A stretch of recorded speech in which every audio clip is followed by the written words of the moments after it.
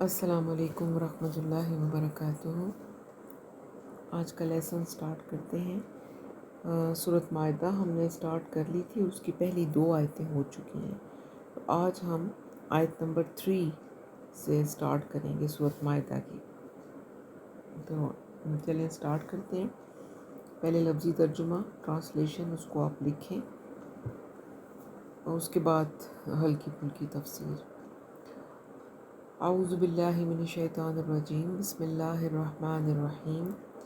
رب اشرح لی صدری ویسر لی امری واحلل عقدۃ من لسانی یفقہوا قولی واجعل لی وزیرا من اہلی۔ چلیں ٹرانسلیشن لکھیں۔ آیت نمبر 3،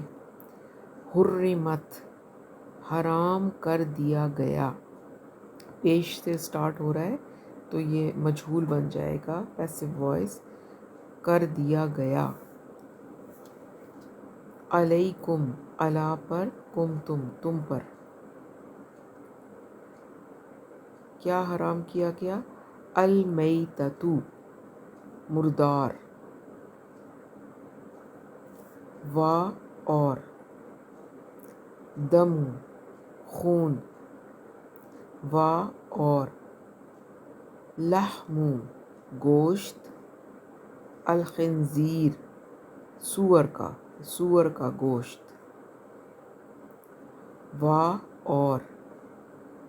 ما جو، اوہلا پکارا گیا۔ یہاں پھر دیکھیں سٹارٹ الف کے اوپر حمزہ کے اوپر پیش ہے تو ہم اس کو مجہول کریں گے۔ اس کا ترجمہ اوہلا پکارا گیا، یعنی وہ چیز کہ جس کے اوپر پکارا گیا،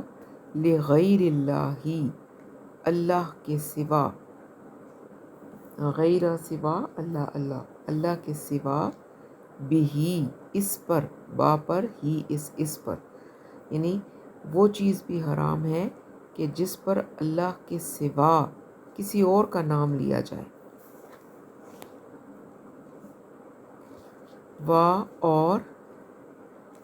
اور کیا حرام ہے؟ المنخنقۃ، گلا گھونٹنے سے مرا ہوا، گلا گھونٹنے سے مرا ہوا۔ و اور، الموقوذۃ، چوٹ کھا کر مرا ہوا، یعنی جس کو کوئی چوٹ لگی ہو اور اس چوٹ کے ساتھ وہ مر جائے، چوٹ کھا کر مرا ہوا۔ و اور، المتردیۃ،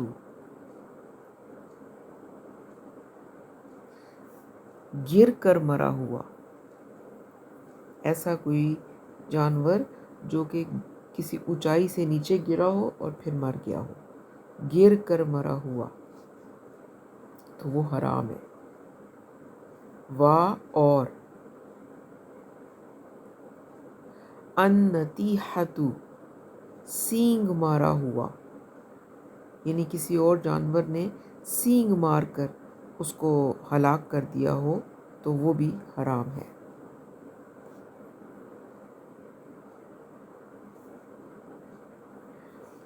و اور، ما جو یا جسے، اکلا کھایا، السبع،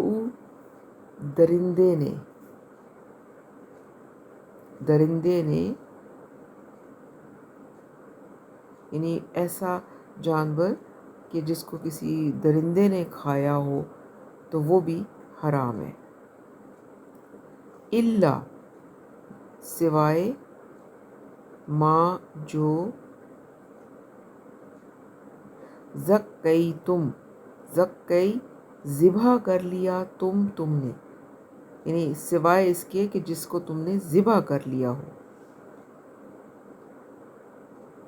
کسی درندے نے ہلکا پھلکا اس کو نقصان پہنچایا لیکن وہ مرا نہیں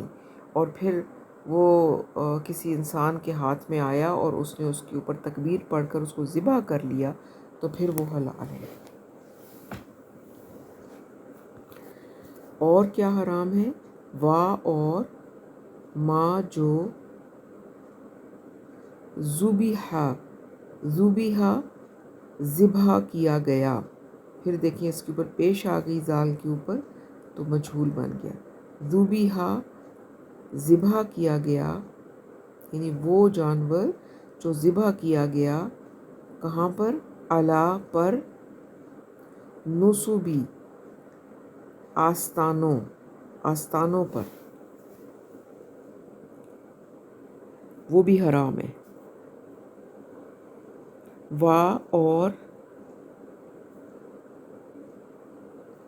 ان یہ کہ تستقسموا تم تقسیم کرو، شروع میں جو تا ہے وہ تم کے لیے ہے، تم تقسیم کرو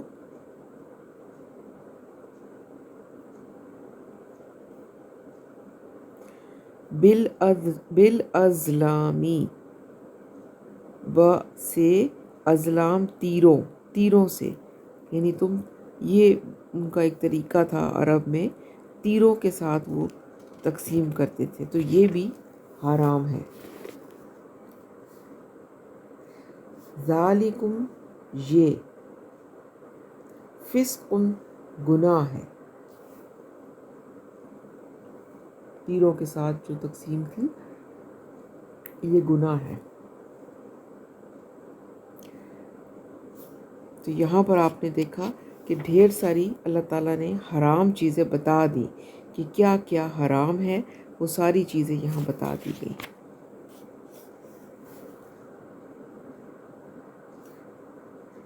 الیوم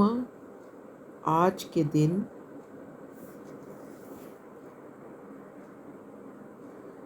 یئس مایوس ہو گئے،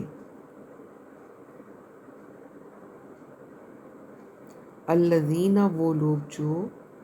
کفروا جنہوں نے کفر کیا، جن لوگوں نے کفر کیا وہ مایوس ہو گئے،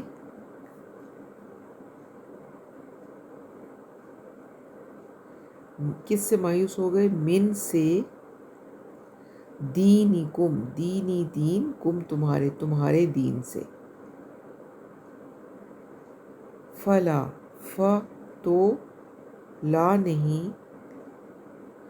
تخشو تم ڈرو، ہم ان سے، وخشونی وا اور اخشو ڈرو، نی مجھ سے، نون زیر نی جو ہے آپ کو پتہ ہے جب چھوٹی یہ آتی ہے تو وہ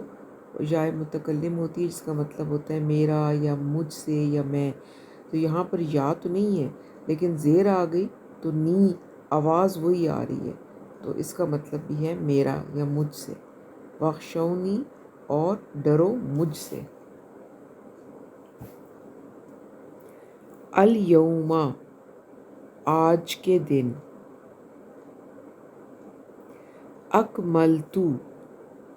اکمل مکمل کر دیا، تاپشتو میں نے، اینڈ پہ جب تا آتی ہے فعل ماضی کے تو اس تا پہ اگر پیش ہوگی تو مطلب ہے میں، اگر زبر ہوگی تو مطلب تم ہے لیکن میل کے لیے، اگر زیر ہوگی تو مطلب پھر تم ہے لیکن فیمیل کے لیے۔ اکملتو مکمل کر دیا میں نے، لکم لام لیے، کم تمہارے لیے، دینکم دین کم تمہارا دین، آج کے دن مکمل کر دیا میں نے تمہارے لیے تمہارا دین۔ وا اور اتمم تمام کر دی، پوری کر دی، تاپشتو میں نے، علیکم تم پر، نعمتی، نعمت نعمت، پھر اینڈ پہ یا متکلم جو کہ میں کے لیے آتا ہے، نعمتی اپنی نعمت یا میری نعمت،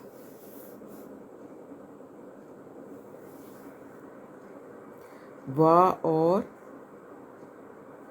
ردیتو، ردی پسند کیا،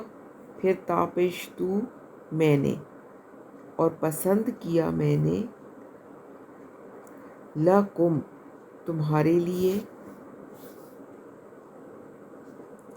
الاسلام اسلام کو، دینن دین، یعنی میں نے تمہارے لیے اسلام کو دین پسند کیا، اور کوئی دین نہیں ہے اللہ کے یہاں قابل قبول سوائے اسلام کے۔ فمن، ف پھر، من جو، پھر جو، اضطر لاچار ہو جائے، یعنی اضطرابی کیفیت میں ہو یا لاچار ہو جائے، فی میں، مخمصۃ بھوک، یعنی بھوک کی وجہ سے جو لاچار ہو جائے یا وہ اضطرابی کیفیت میں چلا جائے،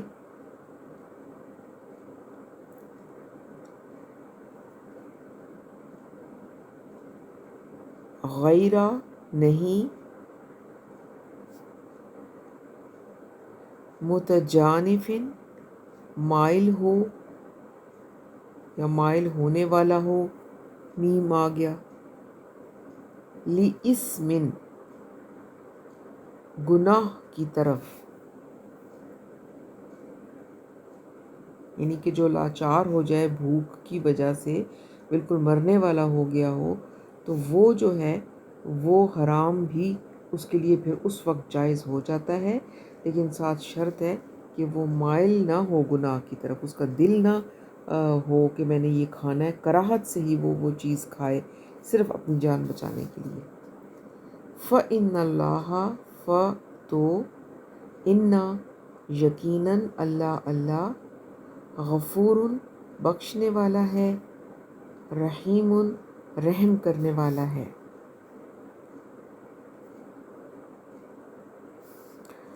یسألونک یا وہ، یسألون وہ سوال کرتے ہیں، کا آپ سے، وہ سوال کرتے ہیں آپ سے یا وہ پوچھتے ہیں آپ سے، ماذا کیا، احل حلال کیا گیا ہے، پیش آ گئی حمزہ پہ تو مجہول بن گیا، حلال کیا گیا ہے، لہم ان کے لیے، لام لیے، ہم ان کے لیے، یعنی لوگ سوال کرتے ہیں آپ سے کہ کیا حلال کیا گیا ہے ہمارے لیے، کل کہہ دیں، احل حلال کی گئی، لکم تمہارے لیے، الطیباتی پاک چیزیں، یہ سب پاک چیزیں تمہارے لیے حلال ہیں، وا اور ما جو، علم سکھاؤ، تم سکھاؤ، من سے،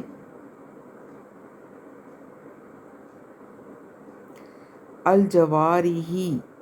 شکاری جانور، یعنی جو تم شکاری جانور کو سکھاؤ،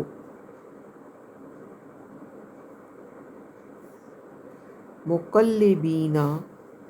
شکار پر سدھائے ہوئے،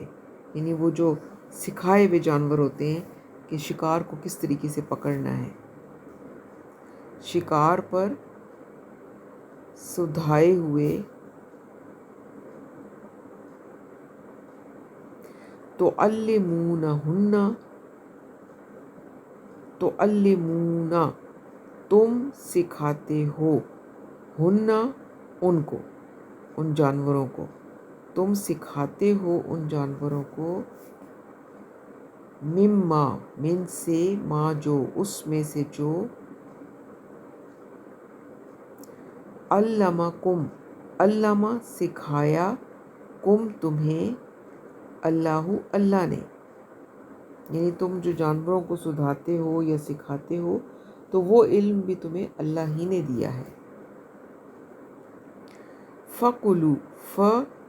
تو، کلو کھاؤ، مما من سے، ما جو اس میں سے جو، امسکنا پکڑ رکھیں، علیکم تمہارے لیے،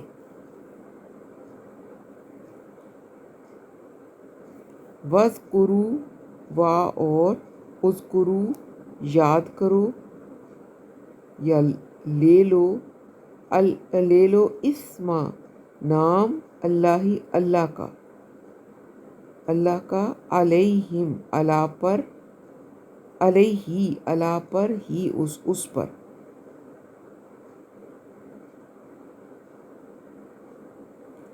یعنی اللہ کا نام لے کر اس کو ذبح کر لو۔ واتقوا اللہ وا اور، اتقوا اللہ ڈرو اللہ سے، انا یقیناً، اللہ اللہ، سریع جلد لینے والا ہے، الحساب حساب، یعنی اللہ جلد حساب لینے والا ہے۔ چلیں جی، یہاں تک ہم کریں گے، اور اب اس کی تھوڑی سی میں آپ کو ڈیٹیل بتا دوں۔ قرآن پاک کو کھول کے سامنے رکھیں، آیتوں کو فالو کرتے ہوئے ڈیٹیل کو سمجھیں، تاکہ صرف لفظی ترجمہ ہی نہیں، ہمیں اس کا مفہوم بھی سمجھ آئے کہ اللہ تعالیٰ کہہ کیا رہے ہیں ان آیتوں میں۔ تو وہ جب تک وہ سمجھ میں نہیں آئے گا تو پھر خالی لفظی ترجمے سے فائدہ نہیں ہوگا۔ تو یہ دونوں چیزیں جو ہیں یہ سائیڈ بائی سائیڈ ہم نے کرنی ہے قرآن کو سمجھنے کے لیے۔ بہت مختصر یہ کر رہی ہوں میں اس کی کیا کہتے ہیں ایکسپلینیشن، بالکل ضروری، بہت زیادہ ڈیٹیل میں ہم نہیں جائیں گے، بس ہمیں پتہ ہونا چاہیے کہ آیتوں کا مفہوم کیا ہے۔ اچھا جی، اب یہاں جو آیتیں آ رہی ہیں اس میں بیسیکلی اللہ تعالیٰ نے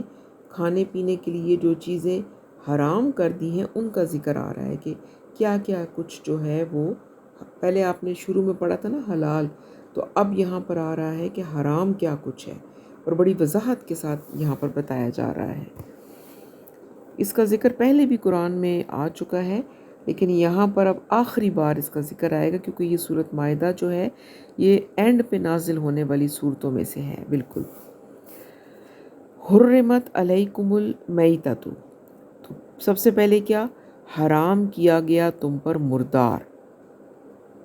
یعنی وہ جانور جو خود اپنی موت مر گیا ہو، ذبح نہ کیا گیا ہو، وہ حرام ہے۔ کسی بیماری کی وجہ سے یا کسی اور وجہ سے کوئی جانور مر جاتا ہے جو کہ ویسے حلال ہے، مثلا بکری ہے یا کوئی اور جانور جو حلال ہے، جیسے ہم نے پہلے پڑھا تھا کہ چوپائے مویشی حلال ہیں، لیکن ان میں اگر کوئی مر جاتا ہے خود سے اور آپ ذبح نہیں کر پاتے تو پھر وہ حلال نہیں ہے، پھر وہ حرام ہے۔ تو ایک تو وہ مردار حرام ہے، اور کیا ہے، والدم اور خون حرام ہے، ولحم الخنزیر اور خنزیر یعنی سور کا گوشت وہ پورا کا پورا حرام ہے۔ 3 چیزیں ہو گئی، اور کیا حرام ہے، وما اہل لغیر اللہ بہ، اور جس پر پکارا گیا ہو اللہ کے سوا کسی اور کا نام، یعنی وہ جانور جو اللہ کے علاوہ کسی اور کے لیے نامزد ہو اور غیر اللہ کا تقرب حاصل کرنے کے لیے اس کو ذبح کیا جا رہا ہو تو وہ بھی پھر حرام ہو جاتا ہے، چاہے وہ جانور بذات خود حلال ہے۔ تو جس پر اللہ کے سوا کسی اور کا نام لیا جائے، یعنی ہم جب جانور ذبح کرتے ہیں تو وہ ہماری نیت بھی یہی ہوتی ہے کہ اللہ کے لیے، اور ہم تکبیر پڑھتے ہیں اس کے اوپر اور پھر ذبح کرتے ہیں۔ لیکن وہ جانور جو اللہ کے لیے نہ کیا جائے، اس کے مقصد ہو کہ جی یہ فلاں پیر صاحب کے لیے ہے یا یہ فلاں بندے کے لیے ہے، تو پھر وہ حرام ہو جائے گا۔ اور کیا ہے، اور کیا چیز حرام ہے؟ وَالْمُنْخَنِقَةُ، وہ جانور جو گلا گھٹنے سے مر گیا ہو، وہ بھی حرام ہے۔ وَالْمَوْقُوذَةُ، اور چوٹ لگنے سے جس جانور کی موت واقع ہو جائے وہ بھی حرام ہے۔ وہ میں نے آپ کو بتایا ہے، کسی بھی وجہ سے کسی جانور پر چوٹ لگ گئی ہے اور وہ مر گیا ہے، یعنی ایک تو ہے نا کہ چوٹ لگی ہے اور آپ نے پھر فٹافٹ اس کو ذبح کر لیا ہے مرنے سے پہلے، اللہ کا نام لے لیا ہے، تکبیر پڑھ لیا، تو پھر تو وہ حلال ہے۔ لیکن اگر وہ چوٹ لگنے سے مر جاتا ہے تو پھر وہ حرام ہے۔ وَالْمُتَرَدِّيَةُ، اور وہ جانور جو کسی اونچی جگہ سے گر کر مر گیا ہو، وہ بھی حرام ہے۔ وَالنَّتِيحَةُ، اور جو جانور کسی دوسرے جانور کے سینگ مارنے سے ہلاک ہو گیا ہو تو وہ بھی حرام ہے۔ دو جانور لڑ پڑے ہیں اور ایک جانور نے سینگ مارا ہے اور وہ جانور اس سینگ کی وجہ سے مر گیا ہے تو وہ بھی حرام ہے۔ وَمَا أَكَلَ السَّبْعُ، اور جسے کھایا ہو کسی درندے نے، یعنی کوئی درندہ جو ہے اس نے اس جانور کو کھایا ہو تو وہ بھی حرام ہے۔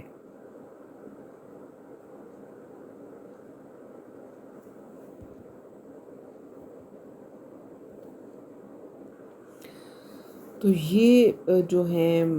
قسمیں، یعنی جو ہم نے اوپر پڑھا تھا نا کہ مردار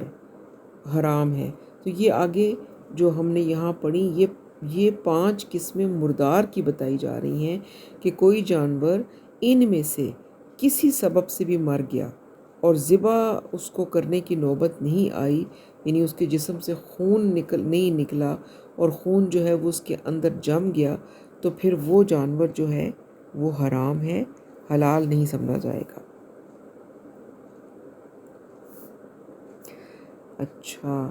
اِلَّا مَا ذَكَّيْتُمْ، مگر یہ کہ جسے تم زندہ پا کر ذبح کر لو، وہ پھر حلال ہو جائے گا، وہ حرام نہیں ہوگا۔ یعنی اگر جو اوپر اقسام ہیں جن کو حرام کہا گیا کہ اگر ان کو ذبح نہیں کرتے اور وہ مر جاتے ہیں ان وجوہات کی وجہ سے تو وہ حرام ہے، لیکن اگر انہی وجوہات کی وجہ پر کوئی جانور آپ کو ملتا ہے اور آپ اس کو مرنے سے پہلے ذبح کر لیتے ہیں تو پھر وہ حلال ہو جائے گا۔ مثال کے طور پر اگر ایک شیر ہے اور اس نے ہرن کا شکار کیا ہے تو اس کو مارا ہے، لیکن اس سے پہلے کہ ہرن جو ہے وہ مرے، ابھی وہ زندہ ہے، شیر اس کو چھوڑ کے چلا جاتا ہے، تو اس حالت میں اگر اس کو ذبح کر لیا جائے گا پراپر طریقے سے اللہ کا نام لے کر اور اس کا خون جو ہے وہ نکال دیا جائے گا، جیسے ذبح کرتے ہیں تو خون نکل آتا ہے، تو پھر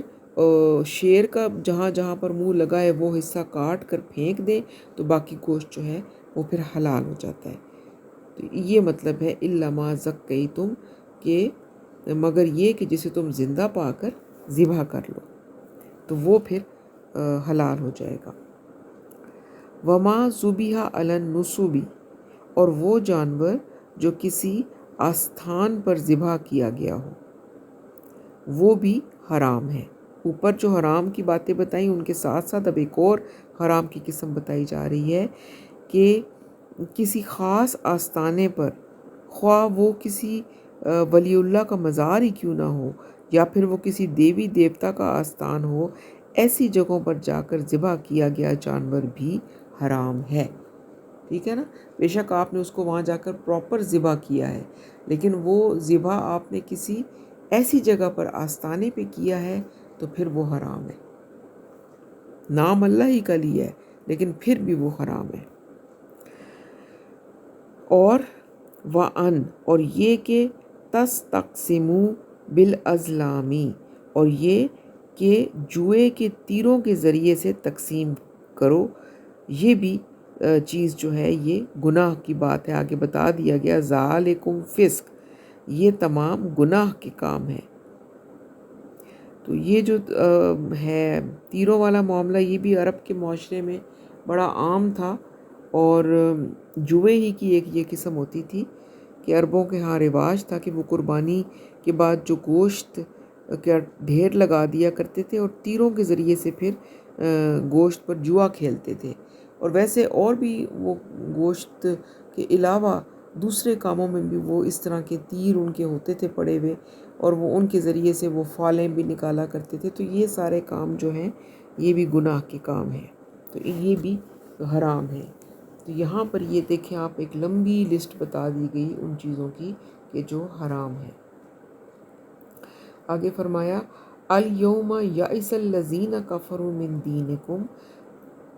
آج یہ کافر لوگ تمہارے دین سے مایوس ہو چکے ہیں۔ یعنی اس سے کیا مراد ہے کہ یہ جو کافر لوگ ہیں، یہ ان کو یہ حقیقت پتہ چل گئی ہے اب کہ اللہ کا دین غالب ہو کر رہے گا، اور اللہ کے دین کا راستہ روکنا اب ان کے بس کی بات نہیں ہے۔ یہ آپ کو میں نے بتایا تھا نا کہ یہ صورت جو ہے یہ نزول کے اعتبار سے آخری صورتوں میں سے ہے۔ تو یہ اس دور کی بات ہے جب عرب میں اسلام کے غلبے کے آثار نظر آنے لگ گئے تھے۔ تو پہلے تو آپ نے پڑھا ہسٹری میں بھی، قرآن میں بھی، کہ کس طریقے سے جنگیں غزوات ہوتے تھے اور کفار جو تھے مسلمانوں کو تنگ کرتے تھے، لیکن پھر آہستہ آہستہ وقت بدل گیا اور مسلمانوں کا جو ہے وہ غلبہ آنے لگ گیا، انہوں نے مکہ بھی فتح کر لیا، اور اس طریقے سے وہ پھر کفار کو پتہ چل گیا کہ نہیں، اب ہم اس دین کو نہیں روک سکتے اور مسلمانوں سے ہم نہیں لڑ سکتے۔ تو اس لیے فرمایا گیا کہ اب یہ کافر لوگ تمہارے دین سے مایوس ہو چکے ہیں، یعنی اب یہ تمہارے دین کو نقصان پہنچانے سے مایوس ہو چکے ہیں۔ تو کیا ہے فَلَا تَخْشَوْهُمْ وَاخْشَوْنِی، تو ان سے مت ڈرو اب اور مجھ سے ڈرو، یعنی اب ان سے ڈرنے کی کوئی ضرورت نہیں ہے، وہ تمہارا کچھ نہیں بگاڑ سکتے، اور اللہ فرماتے ہیں کہ مجھ سے ڈرو۔ الیوم اکملت لکم دینکم، آج کے دن میں نے تمہارے لیے تمہارے دین کو مکمل کر دیا ہے، وَأَتْمَمْتُ عَلَيْكُمْ نِعْمَتِی، اور تم پر اپنی نعمت کو تمام کر دیا ہے یا پورا کر دیا ہے، اپنی نعمت پوری کر دی ہے۔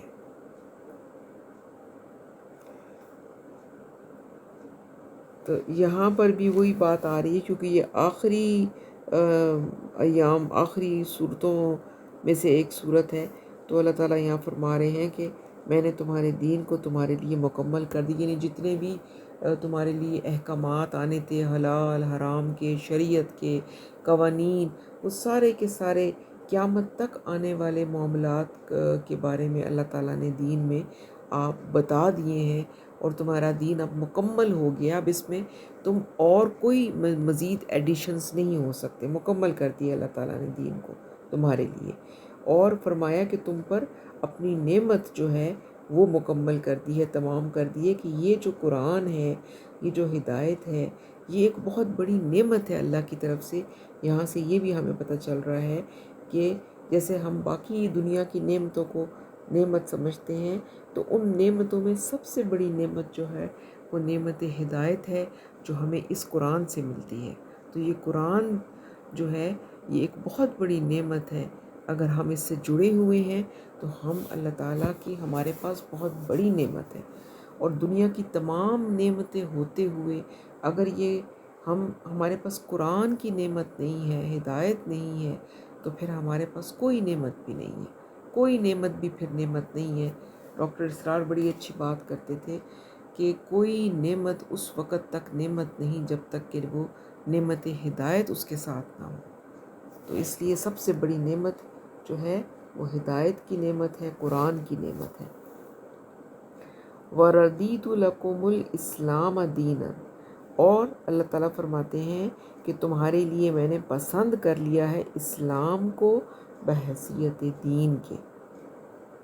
یعنی میرے ہاں جو کہ مقبول اور پسندیدہ دین ہمیشہ سے ہے اور ہمیشہ رہے گا، وہ صرف اور صرف اسلام ہے، اور کوئی دین اللہ تعالیٰ کو قبول نہیں ہے۔ فَمَنِ اضْطُرَّ فِي مَخْمَصَةٍ، پھر اگر یا جو شخص بھوک میں مضطر ہو جائے، یعنی وہ اس کی بری حالت ہو جائے، بھوک کی وجہ سے اضطرابی کیفیت میں چلا جائے، مرنے والا ہو جائے، اور کوئی حلال چیز اس کے پاس موجود نہ ہو کھانے کے لیے، اپنی جان بچانے کے لیے، اور مطلب فاقے کی کیفیت ہو اور اس کی جان نکل رہی ہو، تو ان حرام کردہ چیزوں میں سے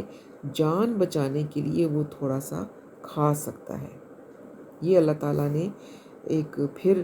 انسان کے لیے آسانی فرمائی کہ ایک انسان ہے، وہ بھوک کی وجہ سے مر رہا ہے اور اس کے پاس کچھ کھانے کو نہیں ہے، اور یہ حرام میں سے کوئی چیز اس کے پاس موجود ہے، مثلا کوئی مردہ جانور موجود ہے، یا اس طرح کی کوئی حرام چیز ہے اس کے پاس، ایسی چیز جس پر اللہ کے سوا کسی اور کا نام لیا گیا ہے، تو پھر جان بچانا فرض ہے۔ تو جان بچانے کے لیے اس وقت حرام بھی حلال کر دیا گیا اس بندے کے لیے، کہ پھر وہ اس حرام میں سے کھا سکتا ہے، لیکن حرام کو حرام سمجھ کر ہی کھانا ہے، یہ ضروری ہے۔ اسے آگے آ رہا ہے نا کہ غیر متجانف لِإِثْمٍ، بشرطے کہ اس کا گناہ کی طرف کوئی رجحان نہ ہو، یعنی اس کی نیت میں کوئی فتور نہ ہو، اور نافرمانی کا کوئی خیال اس کے اندر نہ ہو، تو وہ اس حرام کو حرام سمجھتے ہوئے صرف اس لیے کھا لے کہ میری جان بچ جائے، بس مزے لے لے کے نہیں کھانا، بس جان بچانے کے لیے تھوڑا سا کھا لے، آسرا کر لے کہ چلو میری جان بچ جائے، پھر جیسے کوئی حلال چیز اس کے پاس آئے تو پھر پیٹ بھر کر کھا لے۔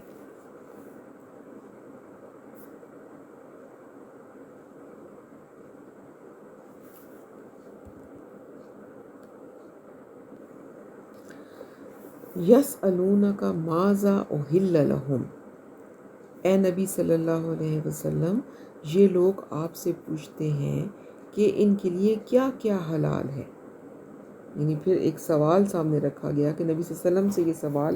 کیا جاتا تھا بار بار، تو اللہ تعالیٰ فرما رہے ہیں کہ اے نبی، یہ آپ سے پوچھتے ہیں کہ ان کے لیے کیا کیا حلال ہے۔